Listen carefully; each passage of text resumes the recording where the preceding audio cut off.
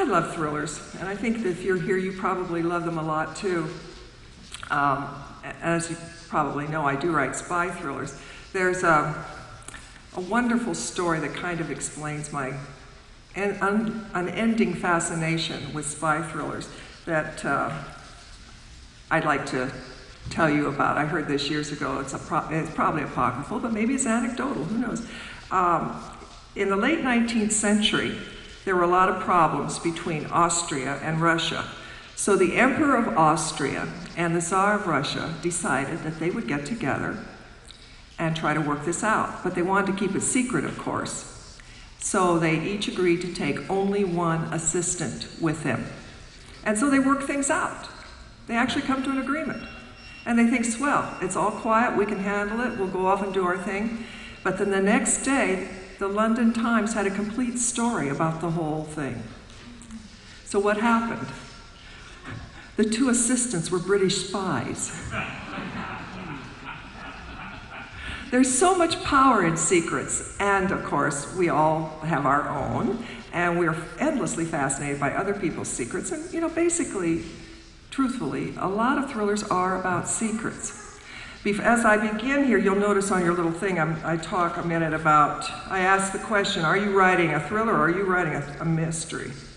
So let's talk a minute about what's the difference between a mystery and a thriller.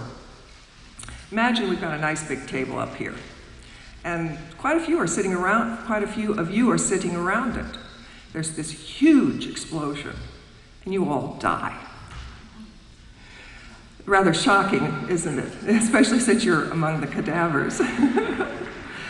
But that's generally how a mystery will open. It will open with a body. Somebody's dead, or certainly it will happen within the second chapter. And the rest of the book is figuring out who did it.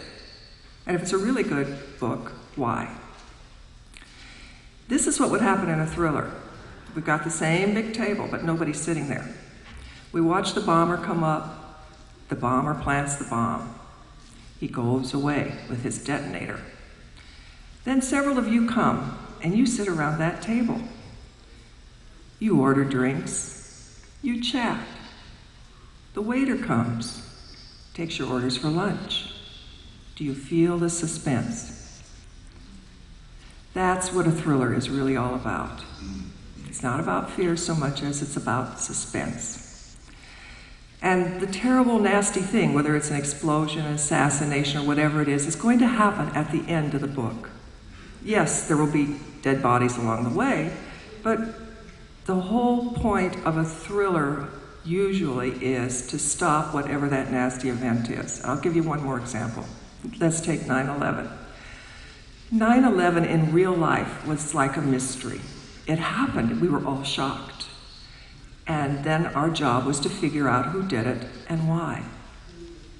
In a thriller would have started several days before that. And if I'd written it, I would have stopped it.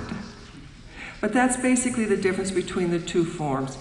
There are variations within this. I often include a mystery in my thrillers. Mysteries these days sometimes have thrillerish aspects. It's wonderful to see this kind of cross-pollination. It's an enrichment of both fields.